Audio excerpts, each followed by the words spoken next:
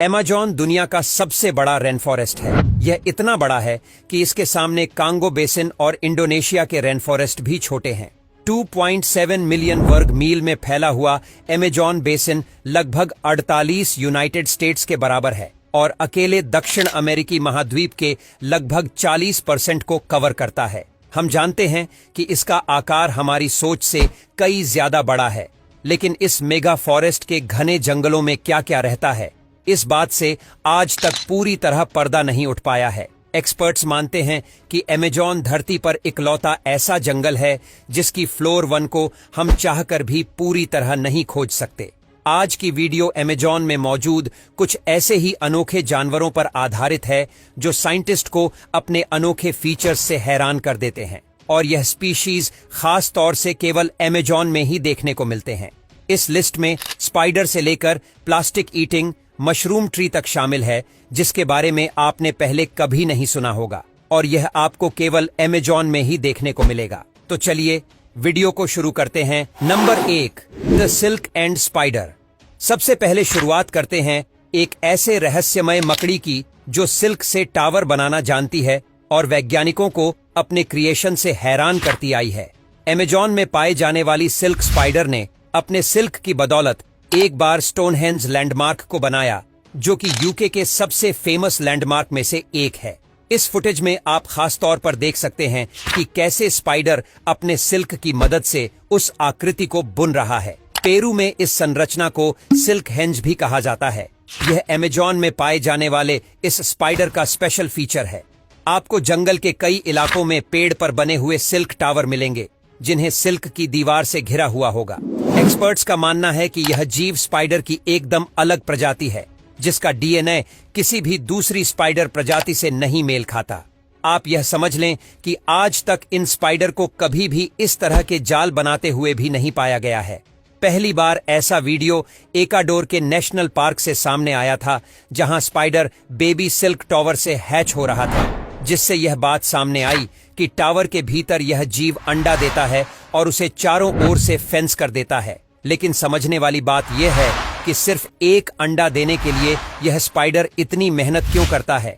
खैर, वैज्ञानिकों के लिए इस जीव की जिंदगी और रिप्रोडक्शन प्रक्रिया अभी भी एक सीक्रेट है। तो अब चलिए जानवरों से हटकर अमेज़न में बसने वाले इंसानों पर गौर कर लेते हैं। ब्राजील में अमेज़न के जंगलों में हमें कुछ आदिवासी कबीले देखने को मिलते हैं। ये कबीले धरती के वह प्राणी हैं जो बाहर की दुनिया से कोई संपर्क नहीं रखना चाहते, और लोगों द्वारा इनसे मिलने की कोशिश करने पर यह भारी विरोध और गुस्सा दिखाते हैं। भारत के सेंटिनल कबीले भी कुछ इसी प्रकार के हैं। अमेज़न के वर्षावन में ये कबीले बेहद ही घने जंगलों में रहते हैं। ऐसे में इनके इलाके से कोई भी प्लेन या हेलीकॉप्टर गुजरता है तो ये उसे पूरी तरह से ध्वस्त करने का प्रयास करते हैं। इस प्लेन के विंग्स पर हुए तीर के हमले से तो आप यह बात आसानी से समझ ही सकते हैं। एक्चुअली उन्हें हमारी दुनिया के अस्तित्व में कोई दिलचस्पी नहीं है। जरा सोचिए, उन्हें हमारी दुनिया कैसी दिखती होगी। उनका व्यवहार तो यही कहता है कि हमारी कम्युनिटी और विकास से वह बिल्कुल भी प्रभावित नहीं होना चाहते और प्रकृति के साथ ही जीना चाहते हैं। Number 3, glass fox Amazon. हालांकि धरती पर आपको कई अनोखे और हैरान करने वाले एम्फीबियस देखने को मिलेंगे, लेकिन यकीन मानिए अमेज़न के ग्लास फ्रॉग जैसा कोई नहीं मिलेगा। फ्रॉग की इस फैमिली को ग्लास फ्रॉग के नाम से जाना जाता है क्योंकि इनकी त्वचा पूरी तरह ट्रांसपेरेंट है, और यही वजह है कि इसके छोटे से शरीर के सभी हिस्सों को देखा जा सकता है। ग्लास फ्रॉग का शरीर इतना ट्रांसपेरेंट लगता है कि मानो वह अभी पानी की तरह पत्तों से फिसल जाएंगे। कुछ लोगों के लिए इस जीव को एक नजर में देखना भी मुश्किल हो सकता है, लेकिन यकीन मानिए यह देखने में बेहद खूबसूरत लगता है। ग्लास फ्रॉग अक्सर सेंट्रल और साउथ अमेरिका में घने पेड़ों पर रहना पसंद करते हैं। इन्वायरमेंटल कंजर्वेशन इन जीवों में कुछ खास रुचि भी दिखाते हैं, क्योंकि वह मानते हैं कि ये जीव एक अच्छे बायो इंडिकेटर हैं और वातावरण की हालत कैसी है इस बारे में जानने में भी मदद करते हैं। जैसे जैसे जलवायु में परिवर्तन आ रहा है, इस जीव की संख्या में भी गिरावट देखी जा रही है, क्योंकि ग्लास फ्रॉग जिन जंगलों में रहना पसंद करते हैं वह धीरे धीरे सूख रहे हैं और इनकी जिंदगी मुश्किलों भरी होती जा रही है। ऐसे में इनकी हैबिटेट का खास ख्याल रखने की जरूरत है। Number 4, plastic eating mushroom. हम सभी जानते हैं कि आज के समय में प्लास्टिक एक बड़ी समस्या बन चुकी है, लेकिन सवाल यह है कि क्या इस परेशानी को सुलझाया जा सकता है? अगर आप अमेज़न के जंगलों की ओर नजर दौड़ाएं तो इसका जवाब है हाँ। येल यूनिवर्सिटी के स्टूडेंट और प्रोफेसर के ग्रुप को अमेज़न के जंगलों में एक ऐसा फंगस मिला जो कॉमन प्लास्टिक पॉलीथीन को डिग्रेड करने की क्षमता रखता है। आपको जानकर हैरानी होगी कि यह फंगस एक मशरूम है जो प्लास्टिक खाता है। अमेज़न के जंगलों में पाए जाने वाला यह मशरूम प्लास्टिक को खाकर भी जिंदा रहने की क्षमता रखता है। दरअसल यह मशरूम प्लास्टिक प्रोडक्ट्स में मौजूद मेन इंग्रेडिएंट पॉलीथीन को खाकर उसे ऑर्गेनिक मैटर में बदल सकता है। इसके अलावा यह फंगस बिना ऑक्सीजन के भी जीवित रह सकता है। यह मान लीजिए कि आने वाले भविष्य में हम इस मशरूम का इस्तेमाल अपने प्लास्टिक लैंडफिल को साफ करने के लिए कर सकते हैं, लेकिन एक फंगस के लिए इंसान द्वारा उत्पादित सभी प्लास्टिक को खाना एक बड़ा और मुश्किल टास्क होगा। लेकिन वैज्ञानिक मानते हैं कि हम किसी दूसरी तरह इस टेक्नोलॉजी का इस्तेमाल कर सकते हैं। नंबर 5, दी बॉलिंग रिवर। साइंस और मिथ दोनों बॉलिंग रिवर की कहानी अलग अलग नजरिए से देखते हैं। अमेज़न के रेन फॉरेस्ट में मौजूद यह नदी कई सालों तक वैज्ञानिकों की नजर से छिपी रही। हालांकि कई कथाएं अमेज़न में ऐसी नदी के होने का जिक्र करती थीं, लेकिन सदियों तक इसके बारे में कोई जानकारी हाथ नहीं लगी।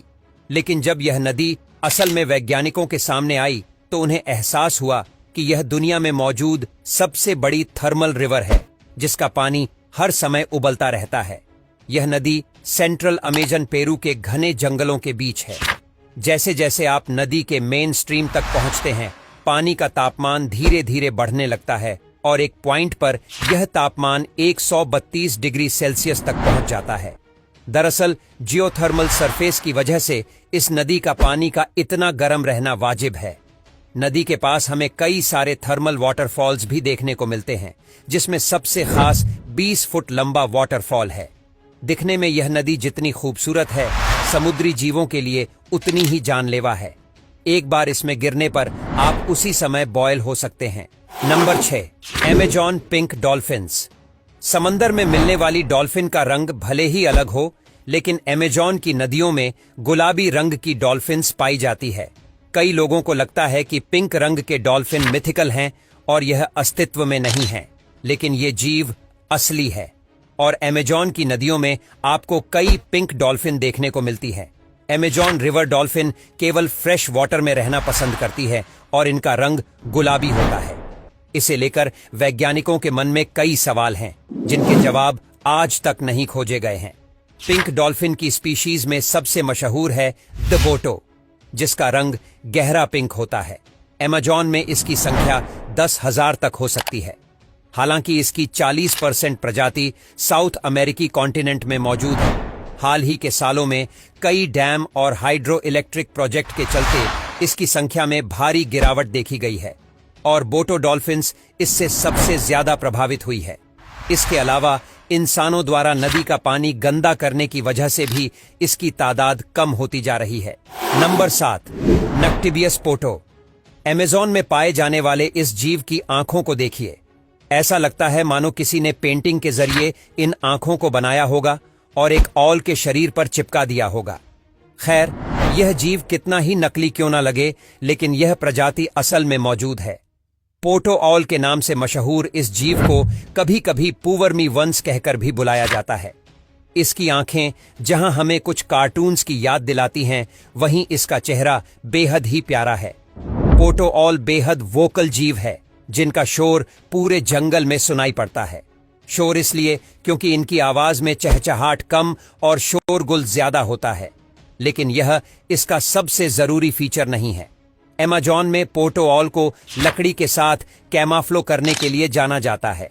इस फीचर के इस्तेमाल से ये खुद को सभी जीवों से सुरक्षित करके रखता है।